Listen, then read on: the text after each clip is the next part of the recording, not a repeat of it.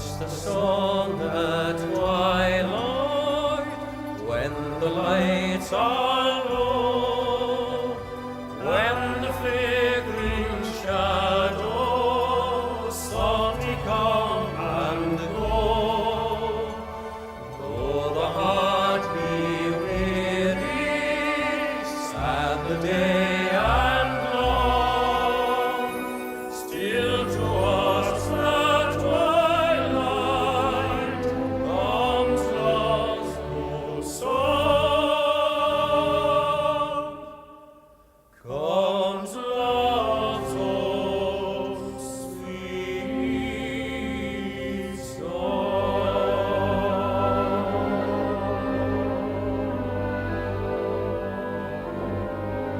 I'd like to welcome Laura Finley, the Second Secretary from the Irish Embassy, to bring us greetings.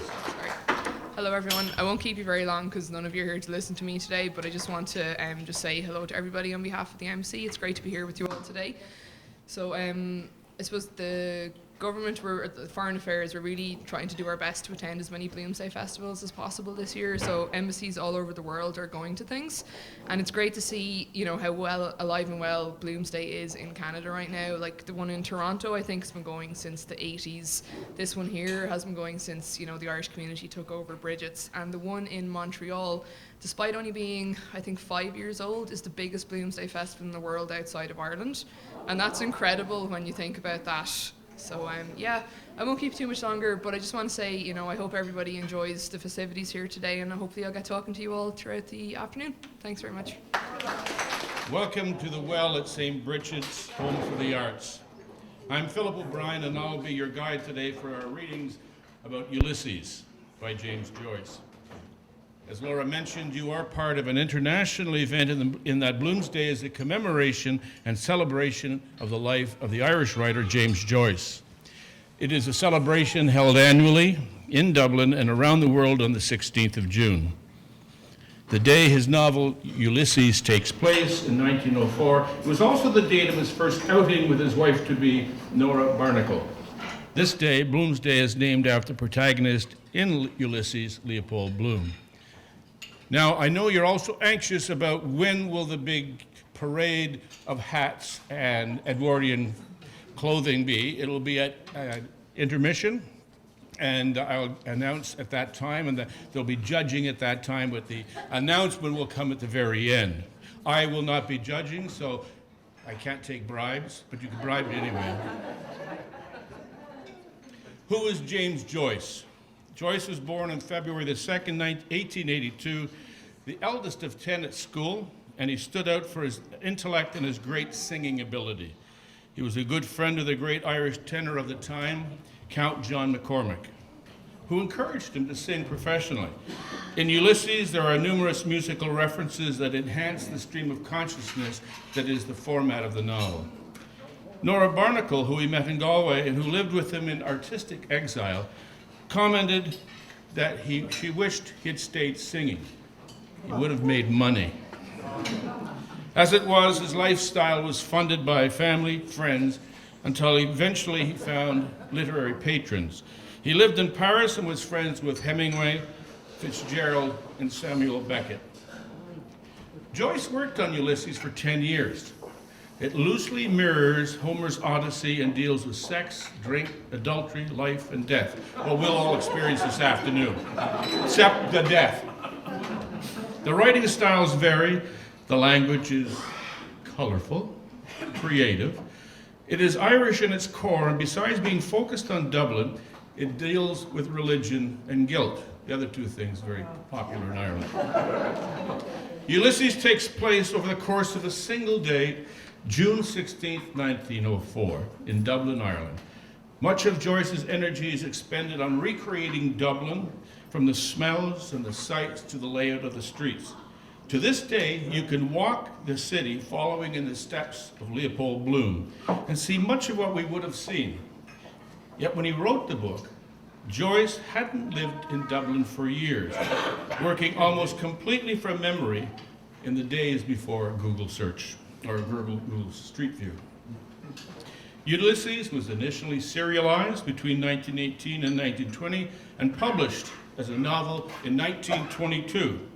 It was labeled pornographic and banned in the United States until 1934. Many folks have made the mistake, like me, of trying to read Ulysses like it's any old normal novel. It isn't. Joyce said, I put in so many enigmas, puzzles, that will keep the professors busy for centuries arguing over what I meant. In other words, the allusions and the references are the point. So don't beat yourself up for not getting it immediately. Hopefully, today our readers will help a little in your understanding.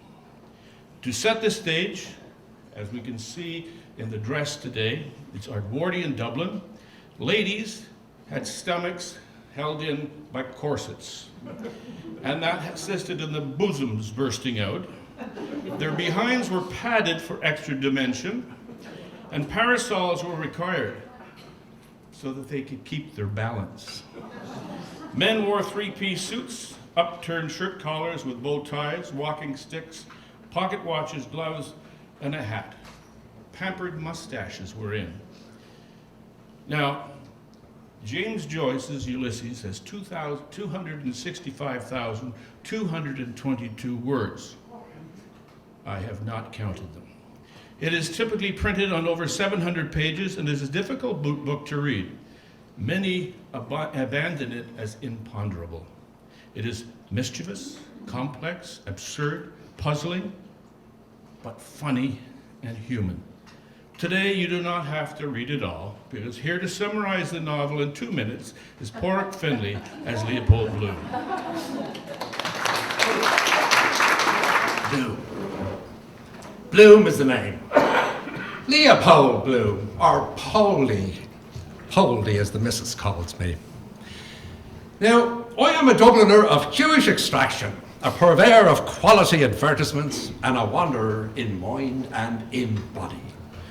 Today is the 16th of June, 1904, my day, BLOOMSDAY. Now, today I emerge from my house on Eccles Street and encounter many characters as I meander through the streets of Dublin. I visit the Western Road Post Office, All Hallows Church, Sweeney's the Chemist, Turkish Baths, Glasnevin Cemetery, the Evening Telegraph newspaper office, Davy Byrne's pub, the National Library, the Ormond Hotel, Barney Kiernan's pub, Sandymount Strand, the Mater Hospital, and eventually Bella Cowan's brothel in Nighttown. And that is where I meet Stephen Daedalus, an aspiring author who starts his day at the Martello Tower in Sandy Cove. He teaches school in Dalkey and then perambulates Sandymount Strand. Characters encountered during the day include Buck Mulligan, a medical student, Mr. Deasy, a schoolmaster, Simon Daedalus, Stephen's father, Paddy Dignam, a corpse, Miles Crawford, the newspaper editor, Professor McHugh, a philosopher, Blazes Boylan, the impresario, and perhaps he's having something going with Molly the wife too, we'll see. Gertie McDowell, a young girl, Mina Purefoy, who gives birth, Bella Cowan, the Madame of the brothel, Ladies of the Night, Stephen's dead mother, and many other interesting characters. After various adventures and hallucinations in Nighttown, Stephen and I both end up in my house in the early morning. And that is where Molly the missus, in her bed, upstairs, reminisces about exciting encounters she had in her mind and in her body. Yes. Oh, yes. And that was the day of Bloom. Stately, plump Buck Mulligan came from the stairhead, bearing a bowl of lather on which a mirror and a razor lay crossed. A yellow dressing gown, ungirdled, was sustained gently behind him by the mild morning air.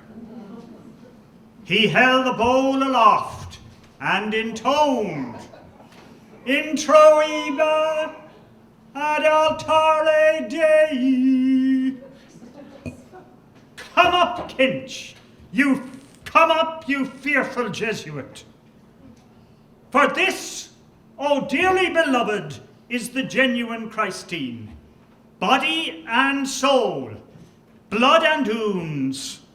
Slow music, please. Shut your eyes, gent. Silence, all. Kinch, give us a loan of your nose rag to wipe my razor. The bard's nose rag. A new colour for our Irish poets. Snot green. You can almost taste it, can't you? The sea, the snot green sea, the scrotum tightening sea. She is our great, sweet mother.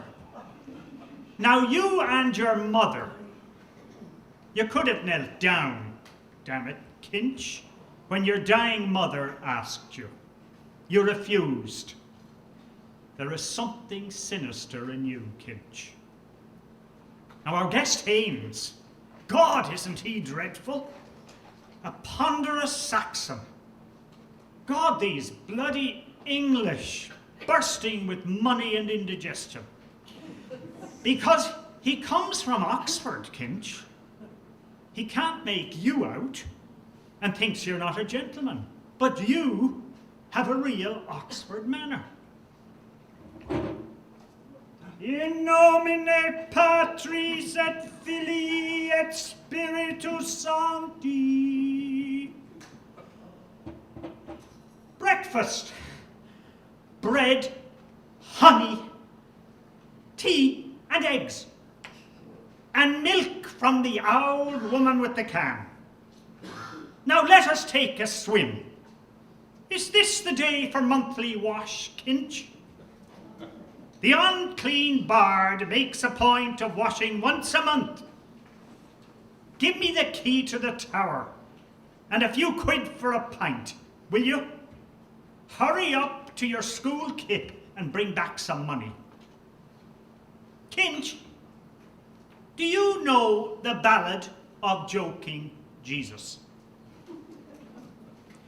I'm the queerest young fellow that ever you heard. My mother's a Jew and my father's a bird.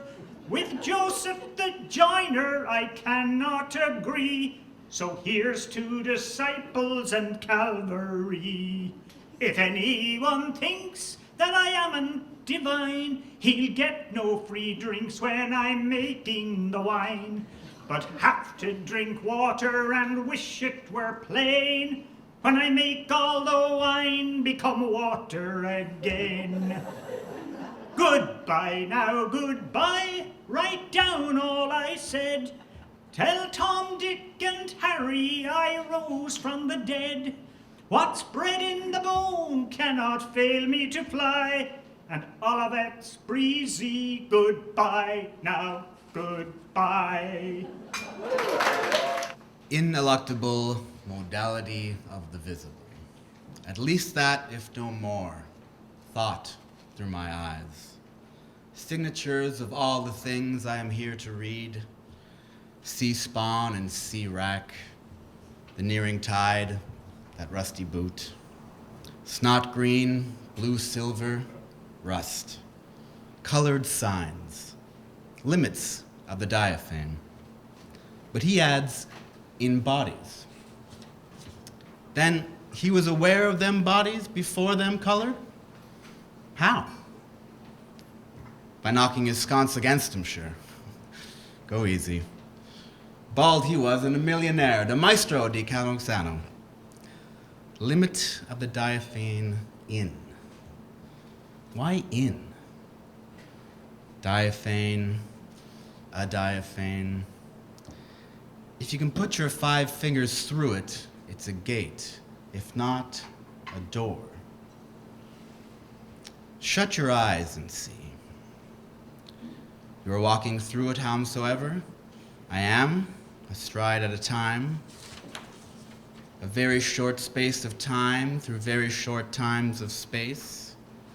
Open your eyes. No, Jesus. I'm getting on very nicely in the dark. My ash sword hangs at my side. Tap with it. They do. Am I walking into eternity along Sandy Mount Strand? Crash, crick, crick, crick. Won't you come to Sandy Mount, Madeline the mare? Rhythm begins, you see. I hear eclectic tetrameter of iams marching, no, a gallop, Madeline the mare. Open your eyes now, I will. One moment. Has all vanished since? If I open now, am I forever in the black a diaphane? Basta. I will see if I can see. Open now. There all the time without you, and ever shall be world without end. Who watches me here? Who ever anywhere will read these written words? The blonde girl in Thornton's bedded the wicker basket with rustling fiber. Blazes Boylan handed her the bottle swathed in pink tissue paper and a small jar. Put these first, will you? He said. Yes, sir, the blonde girl said, and the fruit on top. She bestowed fat pears neatly, head by tail, and among them ripe, shame-faced peaches. Blazes Boylan walked here and there in new tan shoes about the fruit-smelling shop, lifting fruits, young, juicy, crinkled, and plump red tomatoes, sniffing smells. He turned suddenly from a chip of strawberries, drew a gold watch from the fob, and held it at chain's length. Can you send them by train, by tram, now? Certainly, sir. Is it in the city? Oh, yes, Blazes Boylan said. 10 minutes. Send it at once, will you? He said. It's for an invalid. Yes, sir. I will, sir. Blazes Boylan rattled merry money in his trouser pocket. The blonde girl's slim fingers reckoned the fruits. Blazes Boylan looked into the cut of her blouse. A young pullet. He took a red carnation from the stem glass. Is this for me? He asked gallantly. The blonde girl glanced sideways at him, got up regardless, with his tie a bit crooked, blushing. Yes, sir, she said. Bending archly, she reckoned again the fat pears and the blushing peaches. Blazes Boylan looked at her blouse with more favor, the stalk of the red flower between his smiling teeth.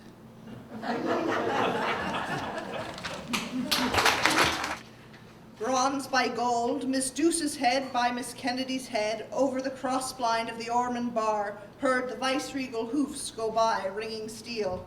Is that her? Asked Miss Kennedy. Miss Douce said yes, sitting with his ex, Pearl Grey and O'Donnell. Exquisite contrast, Miss Kennedy said. When all agog, Miss Douce said eagerly, look at the fellow with the tall silk. Who, where? Gold asked more eagerly. In the second carriage, Miss Douce's wet lips said, laughing in the sun. He's looking, mind till I see. She darted Bronze to the back corner, flattening her face against the pane in a halo of hurried breath. Her wet lips tittered. He's killed looking back, she laughed. Oh, wept, aren't men frightful idiots? With sadness, Miss Kennedy sauntered sadly from bright light, twining a loose hair behind an ear. Sauntering sadly, gold no more, she twisted, twining a hair. Sadly she twined in sauntering gold hair behind a curving ear. It's them has the fine times, sadly, then she said, a man. Blue who went bye-bye, Moulang's pipes bearing in his breast the sweets of sin, by wine's antiques in memory, bearing sweet sinful words, by Carol's dusky battered plate for Raoul. The boots to them, then in the bar, them barmaids came. For them unheeding him, he banged on the counter his tray of chattering china, and there's your teas, he said. Miss Kennedy, with manners, transposed the tea tray down to an upturned lithia crate, safe from eyes low. What is it? Loud Boots unmannerly asked. Find out, Miss Douce retorted, leaving her spying point. Your beau, is it? A haughty Bronze replied. I'll complain to Mrs. de Massey on you if I hear any more of your impertinent insolence. Impertinent, Boots sniffed rudely as he retorted as she threatened as he had come. Bloom. On her flower frowning, Miss Douce said, most aggravating that young brat is. If he doesn't conduct himself, I'll wring his ear for him a yard long. Ladylike in exquisite contrast. Take no notice, Miss Kennedy rejoined. She poured in a teacup tea, then back in the teapot tea. They cowered under their reef of counter, waiting on footstools, crates upturned, waiting for their teas to draw. They pawed their blouses, both of black satin, 2 and a 9 yard, waiting for their teas to draw, and 2 and 7. Yes, bronze from anear, by gold from afar, heard steel from anear, hoofs ring from afar, and heard steel hoofs ring steel. Am I awfully sunburnt? Miss Bronze unblousened her neck. No, said Miss Kennedy, it gets brown after. Did you try the borax with the cherry laurel water? Miss Douce half stood to see her skin askance in the bar mirror gilt-lettered, where both hawk and claret glass skimmered in their midst a shelf. And leave it to my hands, she said. Try it with the glycerin, Miss Kennedy advised, bidding her neck and hands adieu, Miss Douce. Those things only bring out a rash, replied, receded. I asked that old fogey in Boyd's for something for my skin. Miss Kennedy, pouring now a full-drawn tea, grimaced and prayed.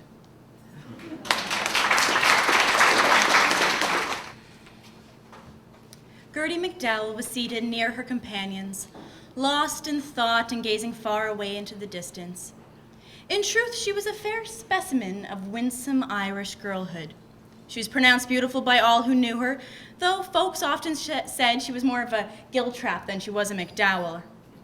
Her figure was slight and graceful, inclining even to fragility. It was those iron jelly-oids that she had been taking that had done her the world of good. They were much better than the Widow Welch's female pills. She was much better of those discharges and that tired feeling. The now waxen pallor of her face was almost spiritual in its ivory-like purity. Her rosebud mouth was a genuine Cupid's bow, Greekly perfect. And her hands were a finely veined alabaster with tapering fingers and as white as lemon juice, and queenly of all ointments. Though it was not true that she used to wear kid gloves to bed, or that she used to take a milk-foot bath. It was that Bertha Supple that told that deliberate lie to Eddie Boardman when she was in a blackout daggers with Gertie. And she told her not to let on that it was her that told, or she would never speak to her again. No honor, where honor is due. The girl chums had, of course, their little tiffs from time to time, like the rest of us mortals. There was an innate refinement, a languid, queenly hauteur about Gertie, which was unmistakably evidenced in her delicate hands and her high-arched instep. Had fate been kind enough to will her be born a gentlewoman of high degree, and had she only received the benefit of a good education, Gertie might easily have held her own beside any lady in the land, and have seen herself exquisitely gowned with jewels on her brow, and patrician suitors at her feet vying with one another to pay their devours to her. Mayhap it was this, the love that might have been, that lent to her softly featured face at whiles a look, tense with suppressed meaning, the imparted a strange yearning tendency to the beautiful eyes, a charm few could resist. Why have women such witchery in their eyes? Gertie's were of the bluest Irish blue, set off by lustrous lashes and a dark, expressive brow. Time was when those eyebrows were not so silkily seductive. It was Madame Vera Verity, the directress of the Women's Beautiful Page, who had first advised her to try eyebrow line, and she did not regret it. But Gertie's crowning glory was the wealth of wonderful hair. It was dark brown with a natural wave in it, and she had cut it that very morning on account of the new moon. It nestled about her pretty head in a profusion of luxuriant clusters. And just now, at Eddie's words, a telltale flush, delicate as a faintest rose bloom, crept into her cheeks. She looked so lovely in her sweet girlish shyness that, of a sureties, God's fair land of Ireland could not hold her equal.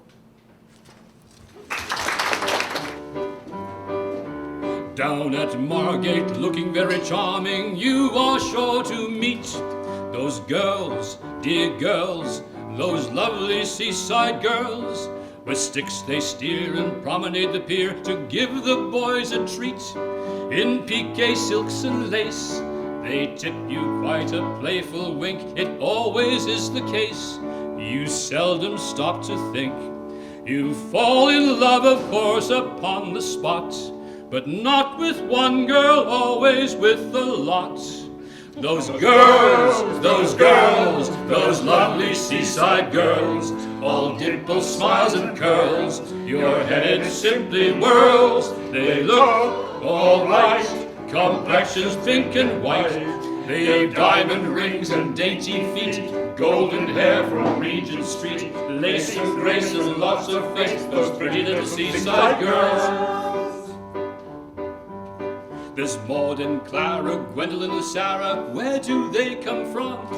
Those girls, those lovely seaside girls. In bloomers smart they captivate the heart when cycling down the prom.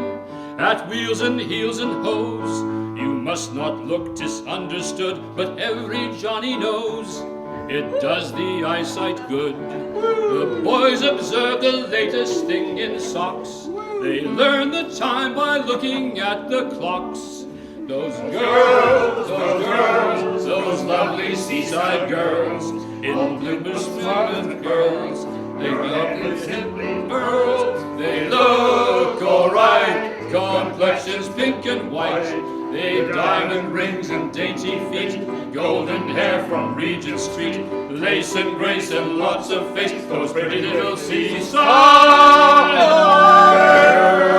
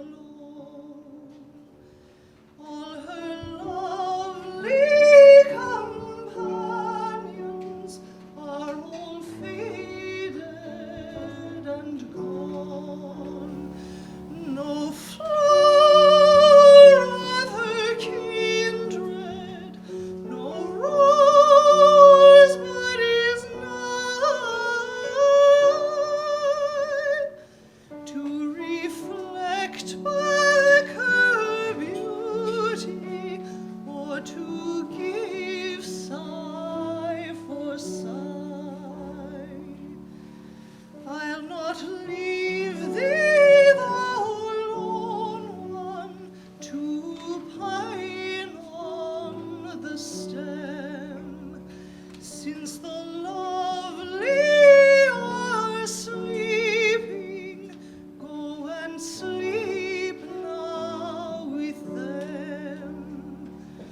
thus kindly I scatter thy leaves o'er the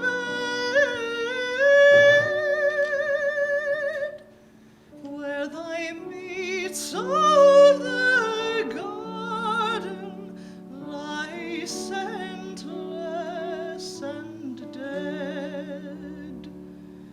So soon may I follow when old friendships decay, and from love's shining circle the gems drop away.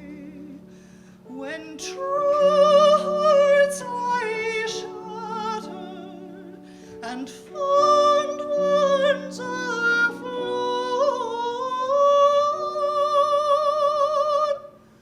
oh, who would inhabit this bleak world alone? Oh, who would inhabit this bleak world alone?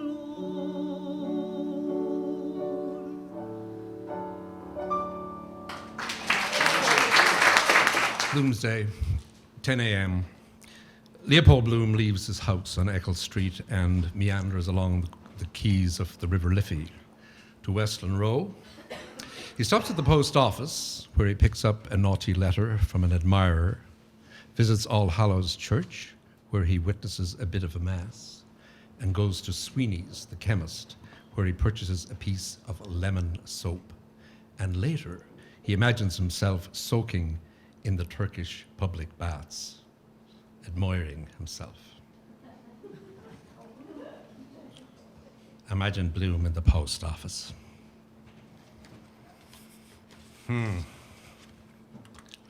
Oh, a letter addressed to Henry Flower, Esquire, CO, Post Office Box, Westland Row, City. I think it's a yellow flower with flattened petals. Not annoyed then. What does she say? Dear Henry, I got your last letter to me, and I thank you very much for it. I'm sorry you did not like my last letter. Why did you enclose the stamps? I am awfully angry with you. I do wish I could punish you for that. I call you naughty boy because I do not like that other world. Please tell me what is the real meaning of that word. Are you happy in your home, you poor little naughty boy? I wish I could do something for you. Please tell me what you think of poor me. I often think of the beautiful name you have, dear Henry. When will we meet? I think of you so often you have no idea. I've never felt myself so drawn to a man as you. Oh, I feel so bad about it. Please write me a letter and tell me more. Remember, if you do not, I will punish you. So now you know what I will do to you, you naughty boy, if you do not write. Oh, how I long to meet you, Henry dear. Do not deny my request, because my patience is exhausted. Then I will tell you all. Goodbye now, naughty darling. I've had such a bad headache today, and write to me by return post to your longing Martha. P.S. Do tell me what kind of perfume does your wife use? I want to know. What's that I hear in my head? Those two sluts that night in the coombe linked together in the rain. Oh, Mary lost the pin of her drawer. She didn't know what to do. To keep it up, she didn't know what to do. All Hallows Church, the cold smell of sacred stone. Listen to the priest. Blessed Michael, Archangel, defend us in the hour of conflict. Be our safeguard against the wickedness and snares of the devil. May God restrain him, we humbly pray. And do thou, O Prince of the heavenly host, by the power of God, thrust Satan down to hell, and with him those wicked spirits who wander through the world for the ruins of souls. Oh, they're passing round the collection plate now. Time to leave. Where is it now? Oh yes, yeah, Sweeney's. Sweeney's in Lincoln Place. Chemists rarely move. They're green and gold, beacon jars, too heavy to stir. Hamilton Longs, founded in the year of the flood. There's a huge, graveyard around here. Must visit it someday. The chemist is looking for my prescription in his book. Sandy, shriveled smell he seems to have, a shrunken skull and old. Quest for the philosopher's stone, the alchemist. Drugs age you after mental excitement. Lethargy, Jen. Boy, reaction. A lifetime in one night gradually changes your character. Living all day among herbs and ointments and disinfectants. Chloroform, overdose of laudanum. Sleeping draughts, low fillet phrase, paregoric poppy syrup bad for the cough, clogs the pores or the phlegm, poison's the only cure, remedy where you least expect it, clever of nature. I'll take one of those soaps, if you please. Sweet, lemony wax. There's the Turkish baths now. Remind you of a mosque, bread-baked bricks and minarets. Heavenly weather, really. Heat wave won't last. Always passing the stream of life, which is the stream of life we trace as dearer than them all. Enjoy a bath now. Clean trough of water, cool enamel, the gentle tepid stream. This is my body. A pale body reclined in it at full, naked, in a womb of warmth, oiled by scented melting soap, softly laved. The trunk and limbs rippled over and sustained, buoyed lightly upward, lemon yellow. The navel, bed of flesh, and the dark tangled curls, floating hair of the stream, around the limp father of thousands, a limp, floating flower.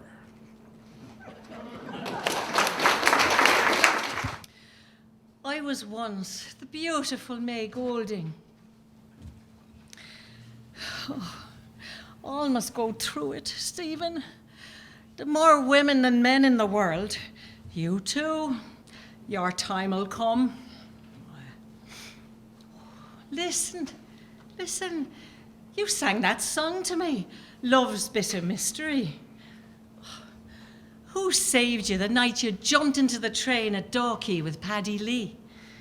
Who had pity for you when you were sad among the strangers? Who said to you, you'll be sorry when I'm dead and gone? Now I'm dead and gone.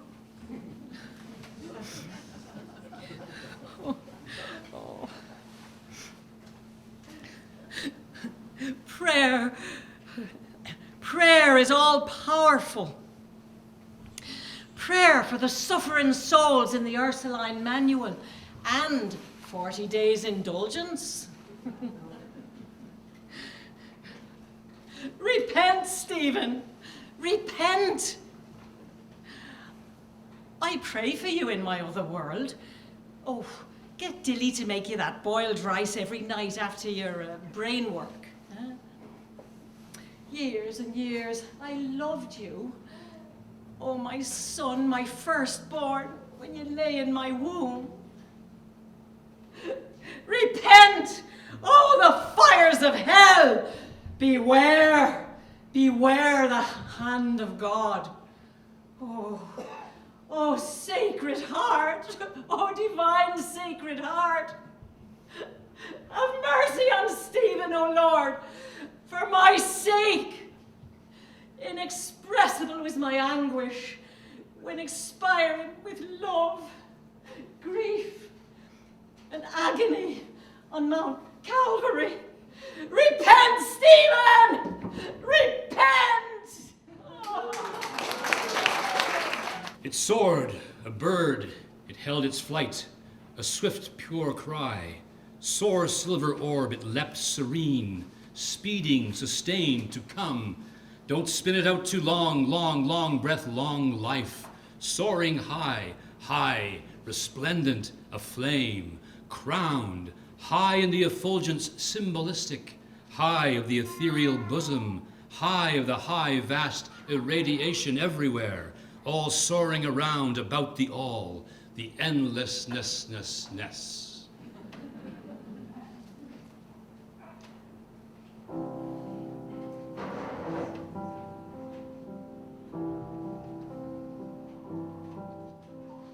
When first I saw that form indeed,